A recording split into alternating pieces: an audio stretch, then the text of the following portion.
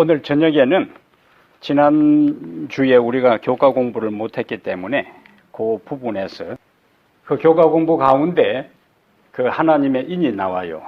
하나님의 인이 아주 중요한 부분이기 때문에 그 부분을 좀 성경 전체에서 종합적으로 하나님의 인에 대한 정리를 좀 하겠습니다. 14만 4천 명이 실수냐 상징이냐 또 큰 무리, 그것은 뭐 실수도 상징이도 큰 무리, 그건 우리의 중요한 게 아니에요.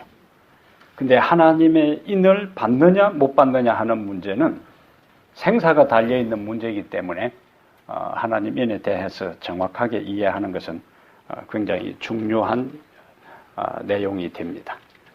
하나님의 인 하면은 그냥 보통 우리가 생각하는 대로 도장을 우선 생각하면 돼요. 도장, 사인하는 것.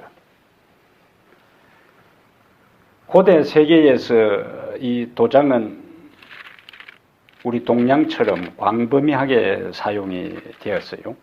여기는 그냥 사인을 하지만은 일본이나 중국이나 한국 같은데 지금도 다 도장을 찍잖아요. 도장을 찍는다 하는 것은 그 사람의 모든 것이 그 도장에 포함되어 있는 거예요. 단지 도장으로 끝나는 게 아니고. 우선 여러분들이 이제 상식적으로 생각해서 지난번 그거 공부 내용에도 이제 몇 가지가 나오지만은 도장, 인, 사인, 이름 같은 것으로 묶어서 도장을 찍었다, 인을 쳤다, 기능, 역할, 내가 어떤 여기 책이나 어떤 물건에 내 이름을 썼다. 그럼 무엇에 대한 이야기죠? 소유에 대한 이야기예요. 이건 내 거라는 이야기예요. 그러니까 다른 사람 함부로 손대지 말라. 우리가 국경을 통과할 때 도장을 찍어준다. 그건 뭘 의미해요? 들어올 때는 들어오는 것에 대해서 합법적으로 들어온 것이고, 나가는 것에 대해서는 그 나라에 나가는 것을 공식적으로 허락했다. 그 다음에 그림을 그리고 글을 쓴 다음에 낙관을 찍잖아요. 사인을 하고. 그건 뭘 의미해요? 이 작품에 대한 모든 것은 내 것이다 그거예요. 내 작품이라 그거예요.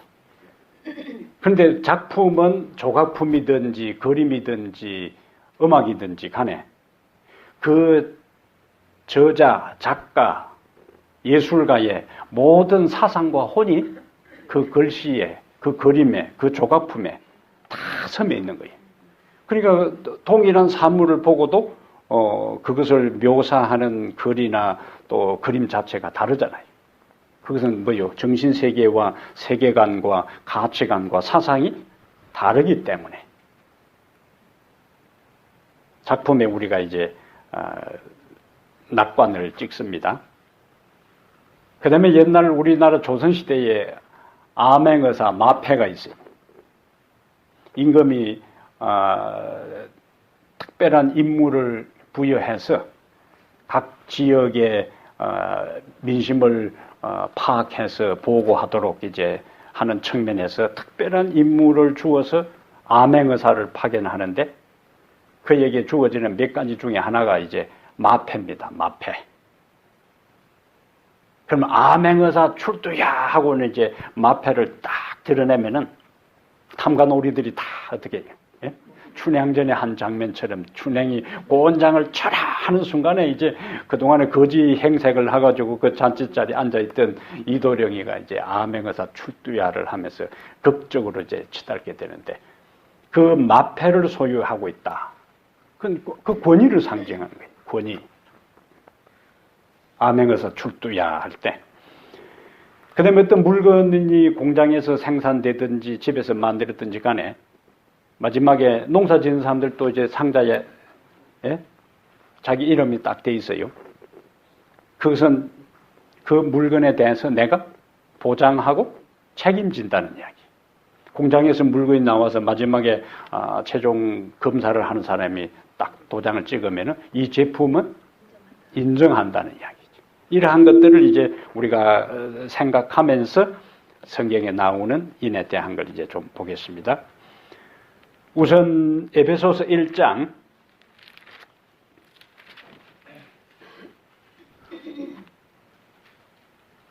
성경에 나오는 것들이 추상적인 표현들이 많기 때문에 항상 우리는 우리의 일상의 삶에서 사용하는 그 단어와 영적인 것, 추상적이고 신학적인 것을 연결해서 이해하는 것들이 이제 필요해요.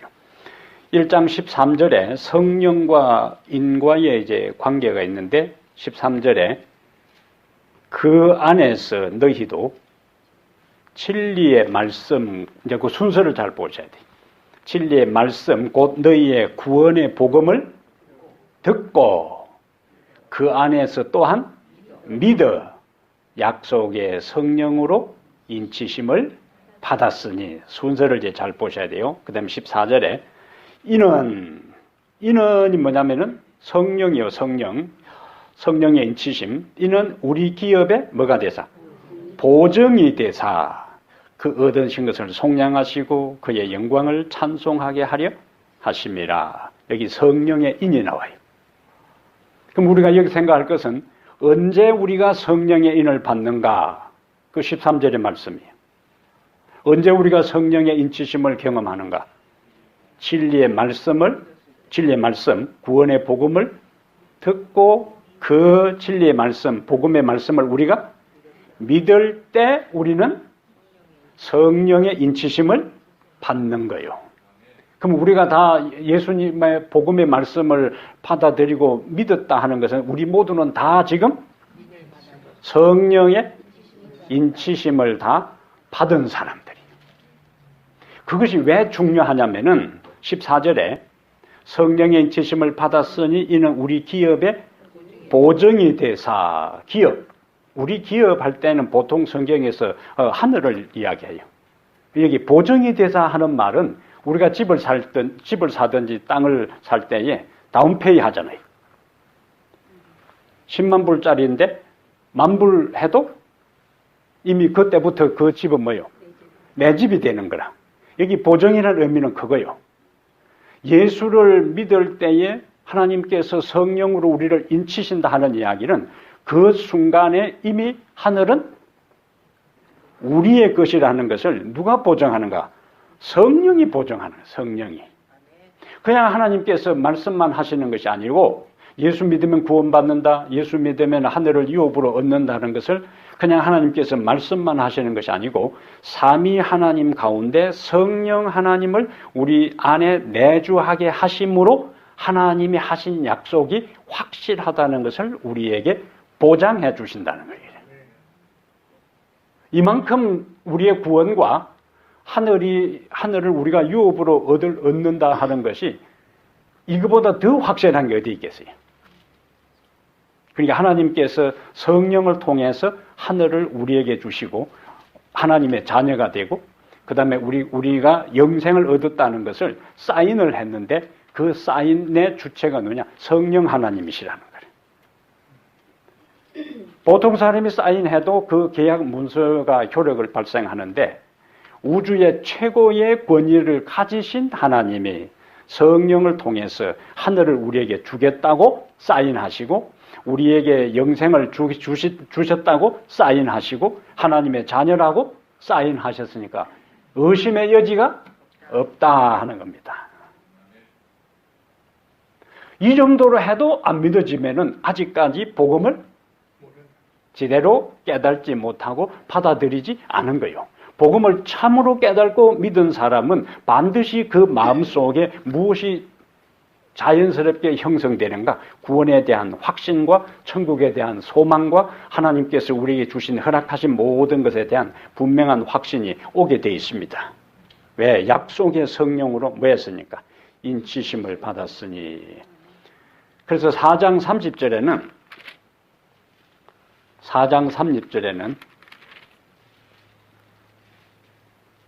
하나님의 성령을 근심하게 하지 말라. 그 안에서 너희가 구원의 날까지 인치심을 받았느니라. 그 안에서 너희가 구원의 날까지, 성령 안에서 너희가 구원의 날까지, 구속의 날까지 인치심을 받았느니라. 그러므로 성령은 우리가 구원의 복음을 듣고 예수 그리스도를 믿는 순간에 이미 성령은 우리 안에 거하시고 무엇으로? 하늘의 유업에 대한 보증으로 우리를 인치신다 하는 것이 첫 번째 우리가 이제 생각할 성령과 관계한 성령의 인치심입니다. 바울은 이것을 디모데후서 2장 19절에서 주께서 자기 백성을 아신다 그랬어요. 그러니까 성령을 우리에게 내재하게 하신 그것은 하나님께서 우리 한 사람 한 사람을 아신다는 표시로, 여기 안다 하는 것은 히브리어 구약 성경에서 안다 하는 것은 야다라 하는 말이고, 신약 성경에서 안다 하는 것은 기노스코라 하는 말인데, 이것은 그냥 지식적으로 아는 게 아니에요. 부부가 서로를 아는 것에 대한 둘만이 깊이 아는 그것을 야다라 그러고 기노스코라 그렇게 하는 거예요. 이거는 경험적으로 아는 거예요. 체험적으로 아는 거예요. 이거는 다른 사람이 막연하게 그냥 머리로 이해해서 아는 게 아니고 온 몸으로 아는 그것을 야다라 그러고 그 다음에 기노스코라 그렇게 한 거예요. 그래서 주께서 뭐하라고요?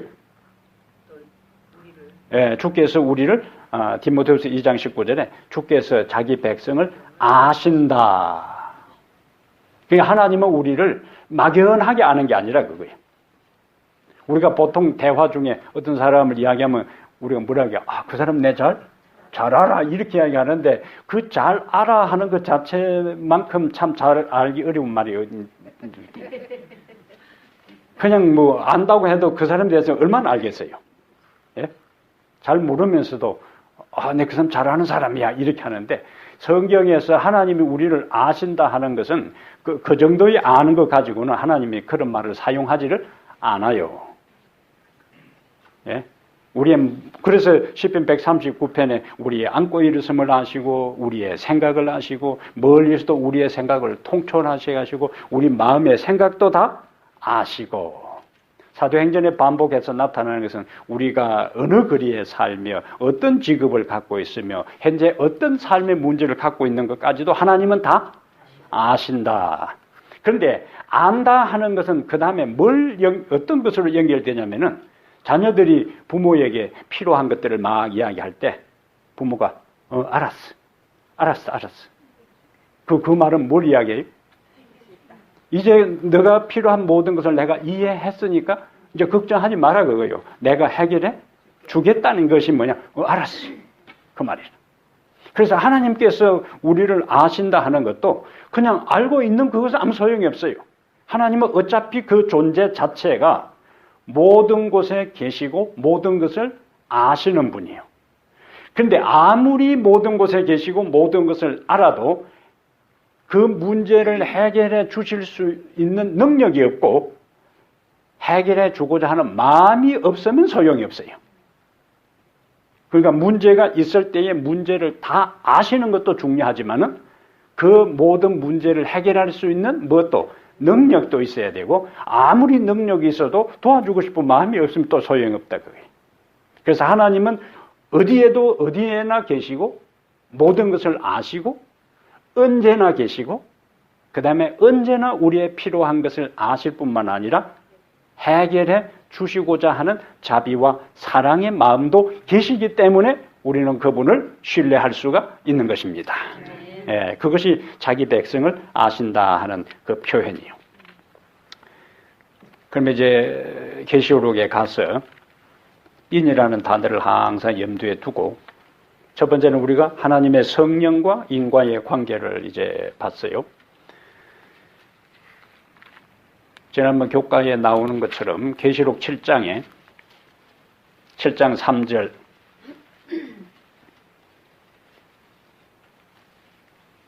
이르되 우리가 우리 하나님의 종들의 이마에, 여기 이제 이 자리가 중요합니다. 이마에 뭐하기까지?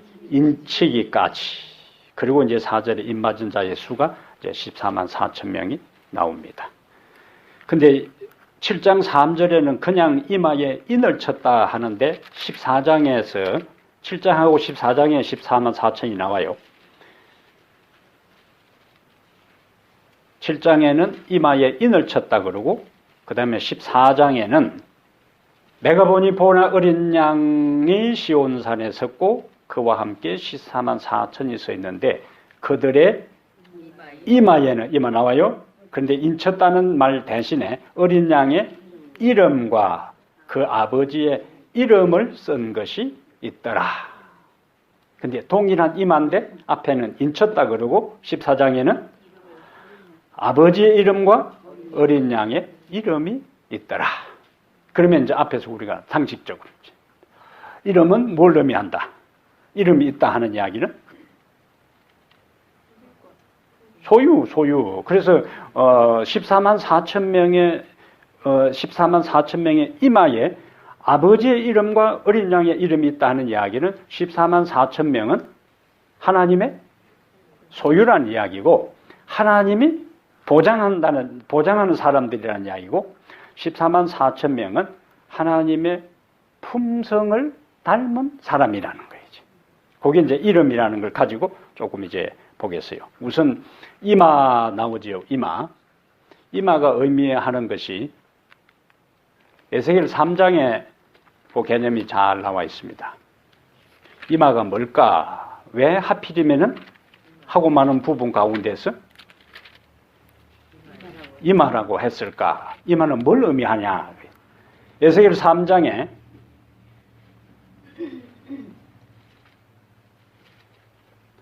에스겔 3장 3장 7절에 이 흐름을 항상 문맥의 흐름을 잘 보셔야 되는 거예요. 앞에 어떤 표현이 나오고 뒤에 어떤 말로 연결되는가를 가지고 그 의미를 추출하는 거예요. 자, 7절에 이스라엘 족속은 이마가 굳고, 자, 이마가 굳고 한 다음에 다시 뒤에는 마음이 굳어 네 말을 듣고자 아니하리니. 그러면 이마가 굳고 뒤에는 마음이 굳고 같은데 이마가 굳고 마음이 굳어 했으니까 이마는 마음을 상징하는 거예요. 뭐 김일 선수처럼 박치기를 많이 해가지고 딱딱해진 게 아니고 이마가 굳다 하는 말은 곧 마음이 완고해지고 고집스러워졌다는 거예요. 강팍해졌다는 거예요. 우리가 일반적으로 땅 농사를 지으면 땅이 딱딱한 상태에서는 씨앗을 뿌려봐야 싹이 날 수도 없고 뿌리를 내릴 수도 없잖아요. 그러면 일구어야 돼. 그러면 이스라엘 백성들의 상태, 이마가 굳고 마음이 굳었다. 그러면 이마는 마음이고 마음이 강팍했기 때문에 하나님의 말씀의 씨앗이 그들에게 떨어져서 싹을 틔우고 꽃을 피우고 열매 맺을 수 있는 준비가 안 됐다는 거예요. 완고하고 고집스럽고 강팍해졌다는 이야기라. 그래서 이마는 마음을 상징한다. 이마는 마음을 상징합니다.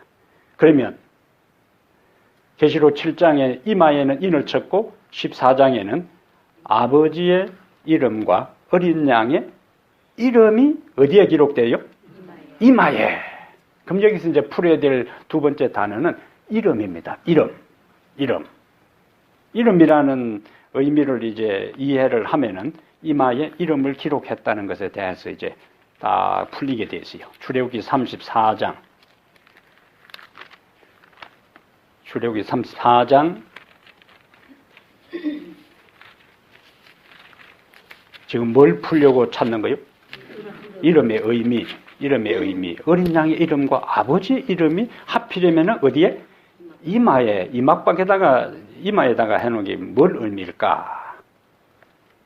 오케이. 여기에 33장 우선 33장에서 이름을 하나 우선 보겠어요. 33장 18절에 모세가 이르되 주의 영광을 내게 보이소서.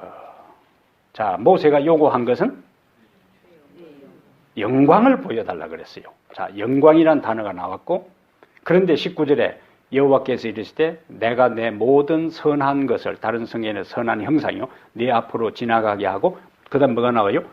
여호와의 이름을 네 앞에 선포하리라. 여호와의 이름을 선포하리라. 그리고 22절에 다시 내 영광이 지나갈 때에, 모세는 뭘 보여달라 했다? 영광을 보여달라 했고, 하나님은 그 말을 받아서 여호와의 이름이 지나가게 하겠다. 그리고는 다시 내 영광이 지나갈 때에 그랬어요. 그러면 34장 5절 보겠어요. 이제 그 하나님과 모세의 1차 대화 이후에 34장 5절에 여호와께서 구름 가운데에 강림하사 그와 함께 서서 여호와의 이름을 선포하실세. 이름을 선포하고 6절에 여호와께서 그 앞으로 지나시며 선포하시되, 이름을 선포한다 해놓고 여호와라 여호와라. 자, 여호와 이름이요. 그래 놓고 뒤에 이제 설명이 됩니다. 어떤 여호와냐? 자비롭고 은혜롭고 노하기를 더디하고 인자와 진실이 많은 하나님이라. 자, 그러면 영광이라는 단어가 나왔고 이름이라는 단어가 나왔고, 그 이름을 선포하면서 또 뭘 이야기해요? 하나님의 품성을 이야기하는 거라. 여호와라 여호와라 해놓고 자비롭고 은혜롭고 노하기를 더디하고 인자와 진실이 많으신 분이 누구냐? 여호와라는 분이라. 그러므로 성경에 말하는 하나님의 이름은 하나님의 품성을 이야기하는 거예요.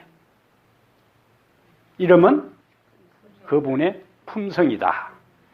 그러면 14만 4천 명의 이마는 뭐라고 했어요? 마음이라 그랬고, 그 다음에 이름은 품성이라 했으니까 14만 4천 명은 곧 하나님의 영광, 하나님의 이름, 하나님의 품성을 닮은 사람들이 바로 누군가? 14만 4천 명이다. 14만 4천 명.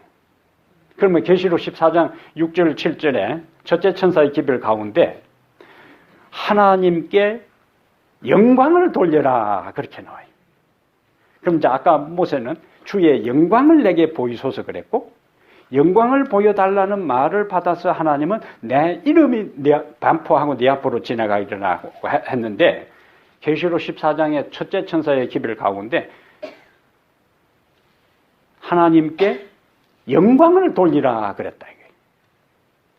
그러면은 결국에 하나님께 영광을 돌리라 하는 말에 그 영광은 하나님의 품성을 이야기하는 거예요. 그래서 첫째 천사의 기별 가운데 하나님께 영광을 돌리라 하는 말은 하나님의 품성을 회복하라는 이야기고, 그 하나님의 품성은 자비롭고 은혜롭고 노하기를 더디하고 인자와 진실이 많은 그 품성을 회복하라는 것이 하나님께 영광을 돌리라는 말에 의미가 된다 하는 겁니다. 조금 정리되세요? 예, 그렇게 이제 우리가 정리를 했습니다. 왜냐하면 이제 잠언 23장 7절에 대저 그 마음의 생각이 어떠하면 그 위인도 그러한저, 그러니까 마음의 생각이 그 사람의 인격이다. 그 사람이 무엇을 생각하느냐 하는 것은 그 사람이 어떤 사람인가를 보여주는 거예요. 그 사람이 어떤 사람인가 하는 것은 뭘 통해서요? 그 사람이 마음에 어떤 생각을 하느냐가 곧 그 사람이다 하는 거예요. 그래서 나의 진짜 모습, 나의 본래의 인격은 아무도 없을 때 무엇을 생각하느냐, 그것이 나의 진짜 모습이요. 아무도 없을 때 내가 무엇을 생각하느냐가 내 진짜 모습이라는 거예요. 왜냐하면 대저 그 마음의 생각이 어떠하면 그 위인도 그러한 적 했으니까 그 사람 본래의 인격, 그것이 생각에 의해서 모든 것이 드러난다는 거예요. 그래서 하나님께서 당신의 이름을 어디다가? 이마에 우리의 마음의 어떤 상태가 되느냐에 따라서 그것이 우리의 품성을 드러내기 때문에 그렇습니다. 오케이. 그 다음에 이제 조금 다른 각도에서 하나님의 백성과 이방인들을 구별하는 표, 사인이 구약 성경에 이제 결정적인 것이 두 가지가 있는데, 이방인하고 이스라엘 백성을 구별하는 것, 구분 짓는 표가 구약 성경에 두 가지가 있어요. 여러 가지겠지만 가장 결정적인 것이, 우선 아브라함에게 창세기 17장에 뭘 받도록 했어요? 할례를 받도록 했어요. 그래서 유대인들의 몸에 그들이 하나님의 백성이라는 것의 표시가 할례요. 그래서 그걸 할례 언약이라, 할례 언약. 그것은 하나님께 속했다는 거예요. 그 다음에 그들의 종교적 모습 속에서는 안식일입니다. 그냥 할례의 표, 안식일의 표는 그들이 누구다? 하나님의 백성이다. 하나님의 백성이라는 구약시대의 표시가 남자에게 할례고, 이스라엘 전체에게 있어서 안식일을 지키는 것은 우상 숭배자들과 명확하게 구별되고 구분짓는 요소가 바로 안식일을 준수였다 하는 겁니다. 그래서 성경은 출애굽기 31장에 모세를 통해서 하나님께서 안식일을 이제 31장 13절에 31장 그 외우기 주죠. 31장 13절 숫자 끝부분 31장 13절에 처음 알았는 겁니다. 보니까 그렇죠? 나도 지금 보니까 그런 거예요. 자, 31장 13절에 너는 이스라엘 자손에게 말하여 이르기를 너희는 나의 안식일을 지키라. 이는 나와 너희 사이에 너희 대대의 표징이니. 무엇이? 안식일이 표징이니 나는 너희를 거룩하게 하는 여호와인 줄 너희가 알게 함이라. 하나님과 하나님의 백성과의 관계입니다. 그게 안식일 언약이 표시라, 표시. 그래서 안식일을 준수한다 하는 이야기는, 안식일을 지킨다는 것은 뭘 의미하는가? 하나님은 나의 하나님이고 나는 그분의 소유된 백성이라는 것을 무엇으로 표현하는가? 안식일을 지키는 걸 통해서 드러내는 거예요. 그래서 구약에 언약이라는 말이 많이 나오는데, 언약의 핵심 내용은 이거라. 하나님은 나의 하나님이고 나는 그분의 백성이고, 이게 언약의 내용입니다. 그러면 그 언약의 내용, 하나님은 나의 하나님이고 나는 그분의 백성인데 왜 하나님이 나의 하나님이고 나는 그분의 백성인가? 그 내용이 하나님은 창조주 하나님이고 나는 피조물이라는 거예요. 우리 엄마, 우리 아버지, 그분이 나를 낳으셨고 기르셨기 때문에 그분이 나의 부모님이 되는 것처럼, 왜 하나님이 나의 하나님이 되시는가? 그분이 인간을, 우주를 창조하신 존재이기 때문에 그분은 나의 하나님이 되고 나는 그분의 백성이 되고, 여기에서 뭐가 나오냐? 예배가 나오는 거예요. 예배가. 왜 하나님만 예배해야 되는가? 왜 하나님만 예배하고 왜 하나님께만 예배해야 되는가? 그분만이 뭐가 되고? 창조주가 되고 나는 피조물. 그래서 예배의 관계에 있어서는 창조주와 피조물이라는 관계에서 무슨 행위가 나오는가? 예배라는 것이 나오는 거예요. 근데 창조주가 아닌 존재, 창조주가 아닌 대상을 창조주의 자리에 두고 그 다음에 그분에게 예배할 때 그것을 가리켜서 우상이라 하는 거예요. 근데 인간은 누구를 섬기고 경배하느냐에 따라서 경배자의 수준이 결정돼 버려요. 그래서 이스라엘 역사 가운데 살아계신 하나님을 창조주로 알고 그 다음에 우리는 그분의 백성이라는 그 관계에서 하나님을 잘 경배할 때는 이스라엘 백성들 영적인 수준이나 도덕적인 수준이나 국가의 번영이나 모든 것이 형통했지만은 창조주 하나님을 섬기는 대신에 다른 존재를 창조주의 자리에다 두고 섬기는 순간에 그들은 도덕적으로 윤리적으로 타락하고 국가는 망하고 외적의 침입을 받고 모든 것이 엉망진창이 된 거예요. 이것이 오늘을 사는 인생들에게 복받는 비결이 뭔가? 형통의 비결이 뭐냐? 어떻게 차원 높은 인생을 살아갈 수 있는가? 가장 높으신 하나님을 경배하게 되면은 그렇게 하는 자의 삶도 그 수준으로 올라가게 되는 거예요. 그 여호와를 제대로 바르게 섬기는 자의 기본적인 관계와 구조입니다. 그 이제 표징이요. 표징. 에스겔 20장 12절에는 나는 그들을 거룩하게 하는 여호와인 줄 알게 하려 하여 내가 내 안식일을 주어 그들과 나 사이의 표징을 삼았었노라. 그럼 우리가 종종 안식일을 하나님의 인이라 그래요. 안식일은 하나님의 인이다. 자, 지금까지 이제 일반 성령의 인에서, 그 다음에 품성에서, 그 다음에 이제 뭐하고 연결되는 거예요? 안식일하고 이제 연결됩니다.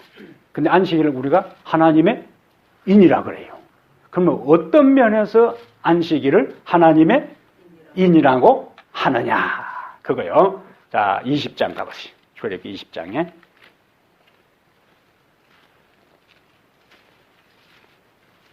출애굽기 20장에는 뭐가 나와요? 십계명이 나와요. 안식일 계명은 몇 절부터? 안식일 넷째 계명인데 8절부터 11절까지 제일 길잖아요. 근데 고대 근동 지역에 왕의 옥새, 임금의 도장에 그 포함되어 있는 요소가 있는데, 첫째는 통치 영역, 어디를 다스리는가, 통치 영역이 나오고, 그 다음에 그 지역을 다스리는 자의 직함이 나오고, 그 다음에 그 지역을 통치하는 사람의 통치자의 이름이 나와요. 그러니까 고대의 옥새에는 세 요소가 있어야 되는 거야. 통치 영역이 있어야 되고, 직함이 있어야 되고, 이름이 있어야 돼. 자, 그러면 안식일이 왜 하나님의 인이 되는가? 자, 8절 보세요. 안식일을 기억하여 거룩하게 지키라. 아직 안 나오죠? 여섯 동안은 힘써 내 모든 일을 행할 것이나. 아직 안 나와요? 일곱째 날은 네 하나님 여호와의 안식일인즉 네 아들이나 네 딸이나 네 남종이나 네 여종이나 네 가축이나 네 무난이와는 머무는 객이라도 아무 일도 하지 말라. 11절에 이는 엿새 동안에 나 여호와가 하늘과 땅과 바다와 그 가운데 모든 것을 만들고 일곱째 날에 쉬었습니다. 그러므로 나 여호와가 안식일을 복되게 하여 그날을 거룩하게 하였느니라. 우선 자, 통치 영역, 하늘과 땅과 바다, 이 하나님의 통치 영역이요. 그 다음에 그분의 이름은 여호와. 그 다음에 그분의 직함은 하늘과 땅과 바다와 그 가운데 모든 것을 만들고 했으니까 그분의 직함은 창조주요.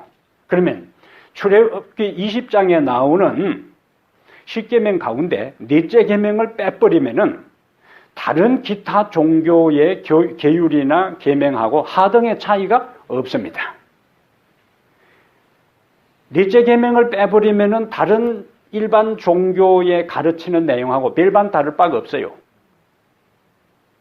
그리고 넷째 계명을 빼버리면은 십계명을 선포하고 인간에게 주신 존재가 누구인지에 대한 정체성이 없어져 버리는 거예요. 고대에는 이렇게 점토판을 이렇게 옥새를 둥글게 하는데 가운데 도장을 찍었어요. 요즘은 제일 밑에 하지만 고대의 문서 한가운데 찍은 거예요. 그러니까 하나님께서 십계명을 이스라엘 백성들에게 선포할 때에 그 시대적 문화와 상황 속에서 조약을 맺은 거예요. 그게 항상 하나님의 성경의 가르침은 하늘에서 그냥 뚝 떨어진 것이 아니고 그 시대적 상황과 문화를 고려하고 본문으로 들어가야 되는 거죠. 근데 십계명을 돌비를 하나를 만든 게 아니고 두 개를 만들었어요. 오랫동안 성경학자들이 왜 두 개를 만들었는지 이해를 못했던 거예요. 그냥 하나 만들면 되지 왜 두 개를 만들었을까? 그럼 우리가 오늘날도 계약을 할 때 문서 하나만 만드는 것이 아니고 두 부를 만들어요. 그리고는 양쪽에 하나씩 보관을 하는 거예요. 그러면은 고대 사회에서, 근동지역에서 국가와 국가 사이에 조약을 맺으면은 두부를 만들어 가지고 어디다가 보관하냐면은 신전에다가 보관을 했어요. 양쪽 신전에다가. 두 나라가 조약을 맺으면 그 나라에 섬기는 신전에 그 조약을 보관한 거예요. 그러면 이스라엘 계약의 주체, 하나님 계약의 주체요. 그러니까 고대 당시의 문화를 따라서 두부를 만들었어요. 그러면 이스라엘 말고 이 다른 나라와 계약을 맺었으면은 한 분은 이스라엘 성전에 또 다른 한 분은 그들의 신전에 두었을 텐데 이스라엘에 있어서는 계약 당사자가 또 계약의 주체라. 그러니까 이스라엘 백성들은 두부 다 어디다가 자기들이 섬기는 신인 하나님, 또 하나님은 자신의 신전에, 그래서 두부를 다 법궤 안에다가 보관을 했던 거예요. 이해가 가요, 와요? 오케이. 자, 그래서 안식일이 하나님의 뭐다? 인이라 하는 것은 십계명 가운데 십계명을 선포한 존재가 누구인지를 알려주는 사인, 도장의 역할을 하기 때문에 통치 영역과 직함과 그 통치자의 이름이 넷째 계명에 포함되어 있으니까 우리는 안식일을 하나님의 인이라고 부르는 거예요. 하나님의 인이가 넷째 계명을 빼버리면 계약 문서에 아무리 중요한 내용들이 있어도 그게 마지막에 사인 빠져버리면 아무런 법적 효과가 없어요. 유언도 마찬가지입니다. 유언도 유언한 사람에 대한 내용에 밑에 사인이 없으면 그런 법적 효력이 없어.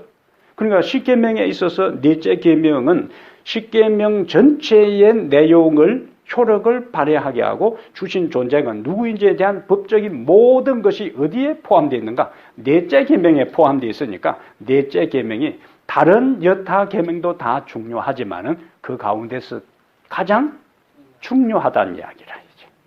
그래서 안식일은 하나님의 인이라 그렇게 하는 거예요. 자, 여기까지 이제 따라왔습니다.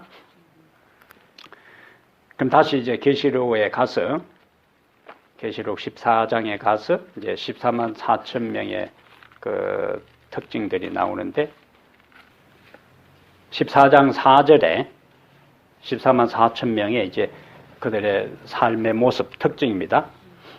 이 사람들은 14만 4천 명이요. 여자와 더불어 더럽히지 아니하고 천주교 신부들은 자기들이 여기에 해당된다 그래요. 여자와 더불어 더럽히지 아니하고 성경을 몰라도 한참 모르는 거죠. 대책 없는 소리. 더럽히지 아니하고 순결한 자라. 그 다음에 어린 양이 어디로 인도하든지 따라가는 자며 여기 여자는 타락한 교회에 물들지 않았다는 이야기죠. 어린 양이 어디로 인도하든지 따라가는 자며 사람 가운데 속량함을 받아 처음 익은 열매로 하나님과 어린 양에게 뭐라고요? 속한 자들이니 하나님의 소유라는 거예요. 그 다음에 그 입에 거짓말이 없고 흠이 없는 자들이더라. 여기 흠이 없는 자들이더라. 요것만 부각시키면은 여기 자신 있는 사람이 아무도 없어요. 아무도 없어요. 그냥 일찌감치 포기해야 돼. 보따리 싸고 막 그냥 그만둬야 된다는 이야기예요. 이 성경에서 의인이다, 완전하다, 흠이 없다 할 때에 절대적인 완전이 있고 상대적인 완전이 있어요. 절대적인 완전은 하나님만이 가능한 이야기입니다. 그래서 노아는 의인이요 당세에 완전한 자라. 노아가 마지막까지 노아는 홍수 이후에 술을 얼마나 먹었던지 그때는 앞에 첫 자가 붙어야 되지만은 그래도 그 믿음 있는 분이니까 술을 얼마나 먹었던지 그냥 열이 나니까 옷을 홀랑 벗고는 누워있다가 자식들에게 창피를 당하잖아요. 근데 노아 홍수가 일어나기 전에 노아에 대한 그 삶을 이야기할 때 노아는 의인이요 당세에 완전한 자라 그렇게 표현하는 거예요. 아브라함의 삶의 흐름도 마찬가지입니다. 자, 욥을 이야기할 때 욥기 1장에서 이야기할 때 동방의 의인이라고 이야기하는데 그가 자기에게 닥친 그 고난을 감당할 수가 없어서 하나님께 푸념하고 차라리 왜 내가 태어난 날이 죽었으면 엄마 젖을 빨 때에 젖이 없었으면 좋을 걸, 뭐 깜깜한 날이었으면 자기 삶을 저주하는 이야기가 나오는데도 1장을 시작할 때 의인으로 이야기한다. 그 개인의 한 시점을 딱 끊어서 완전하다, 불완전하다가 아니라 그 인생의 총체적인 삶의 방향이 어디를 향하고 있었느냐가 성경의 강조점이에요. 네? 어디를 향하고 있느냐, 그거는. 그 인생의 방향. 아브라함도 보세요. 애굽으로도 갔다가 중간에 또 하나님 약속을 믿지도 못하고 넘어지고 쓰러지지만은 그러나 의인은 6번, 7번 넘어질지라도 8번 일어나거니와 했던 것처럼 그가 넘어진 상태에 포기하지 않고 넘어진 상태에서 좌절하지 않고 다시 일어나서 내가 가야 할 방향이 어디냐를 찾아서 그곳으로 또 나갔던 거예요. 그래서 하나님은 그러한 인생 전체를 통해서 중간중간의 과정에 있어서는 넘어지고 실수하고 범죄한 것이 있다 할지라도 그 인생의 방향이 하나님을 향해서 어린 양이 어디로 인도하든지 따라가는 삶을 살았기 때문에 하나님의 최종 평가는 흠이 없다 이렇게 내는 거예요. 다윗의 삶도 마찬가지예요. 다윗이 실수하잖아요. 그래도 사도행전 13장에 내 마음에 합한 사람이라는 내 마음에 합한 사람이라는 것은 그 다윗에게만 주어진 그 하나님의 지극한 사랑의 표시입니다. 내 마음에 쏙 든다 그 말이에요.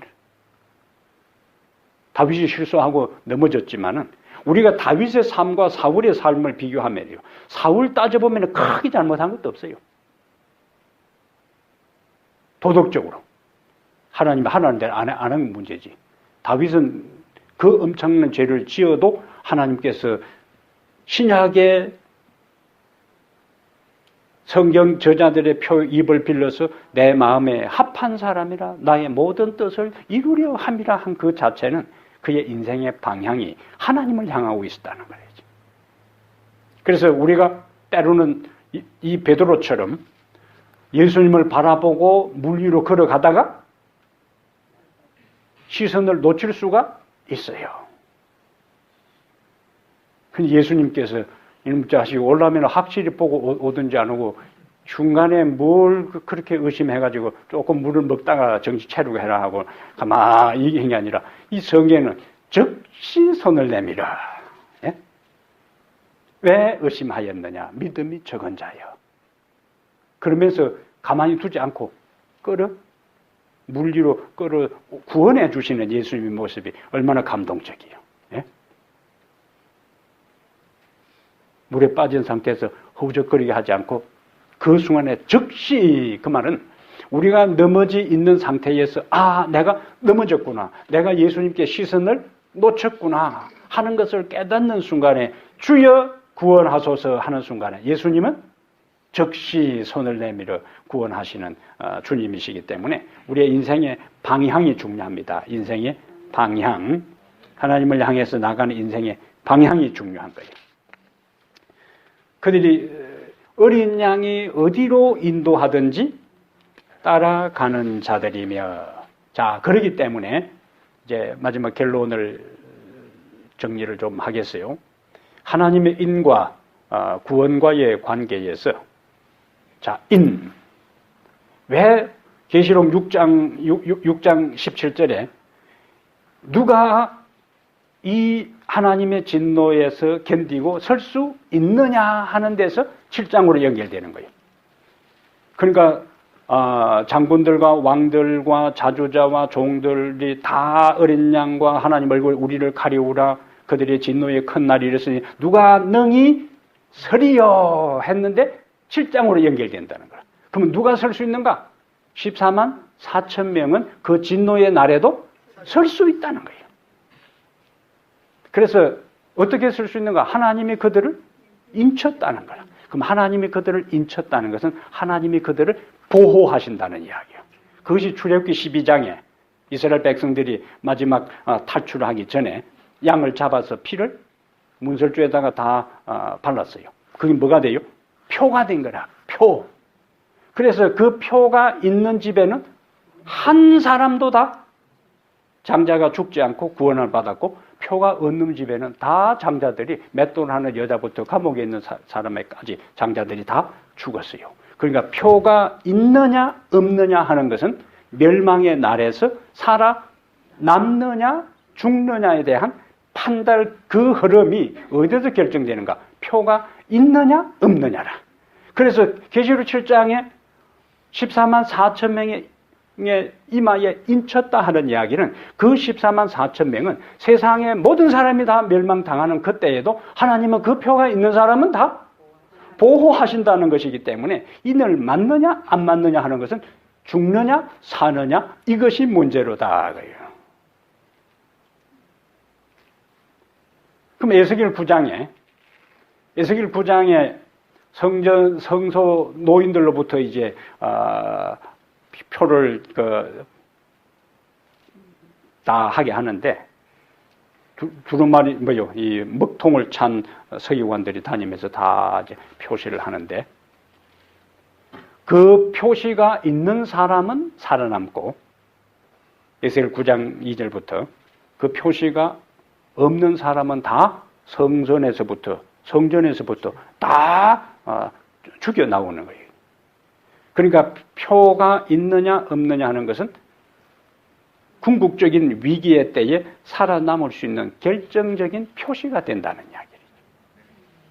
근데 이미 우리는 하나님의 성령으로 인치심을 받았고, 그 다음에 어린 양이 어디로 인도하든지 따라가는 삶을 산 사람은 지구 역사의 마지막 종말의 때에, 파멸과 죽음의 때에도 그 사람들에 대해서는 하나님께서 뭐 하신다?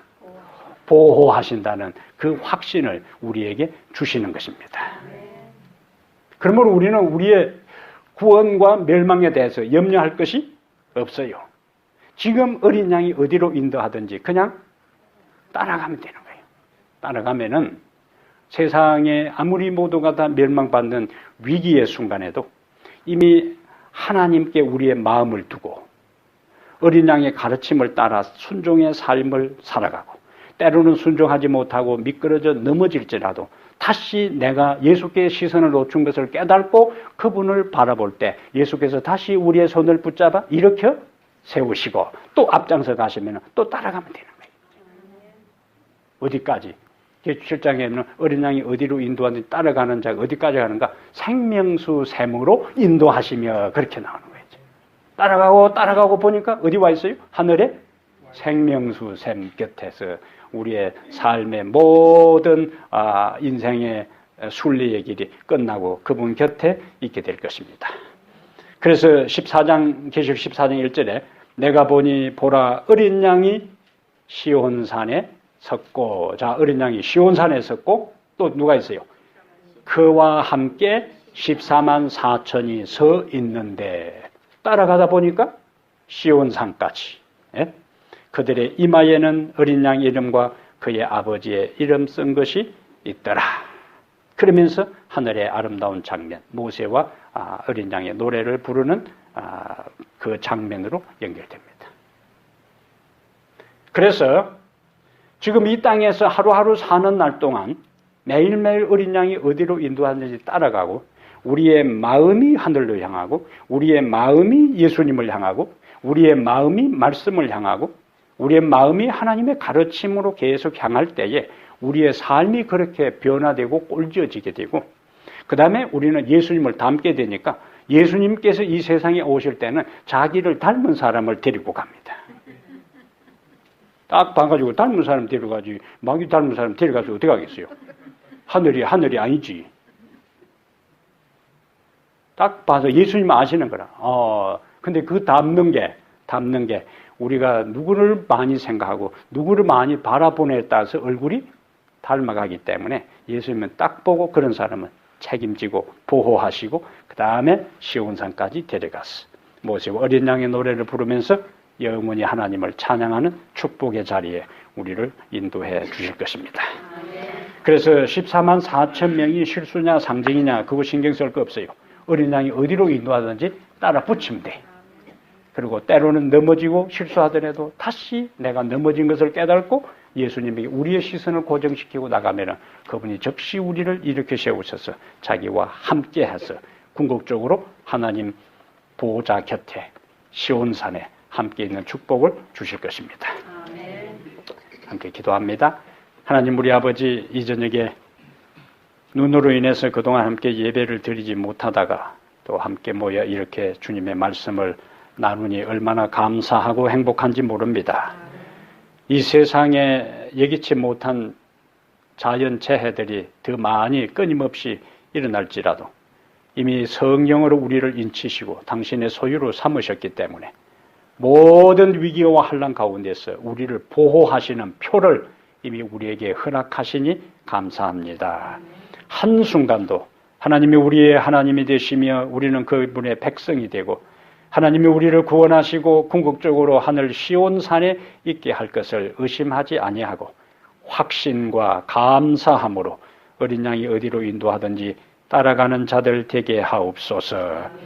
지금은 주님 먼저 가게 하고 뒤에 내 볼일 좀 보고 간다는 생각이 아니라 언제나 주님 곁에 바짝 붙어서 주님과 더불어 우리의 삶을 살아가다가 나중에 우리가 영적인 눈을 떠서 볼 때 우리의 삶이 그리고 우리의 그 있는 자리가 바로 어린 양 대신 예수 그리스도 곁에 모세와 어린 양의 노래를 부르는 하늘 찬양대에 속해 있는 것을 발견하는 축복을 누리게 하옵소서.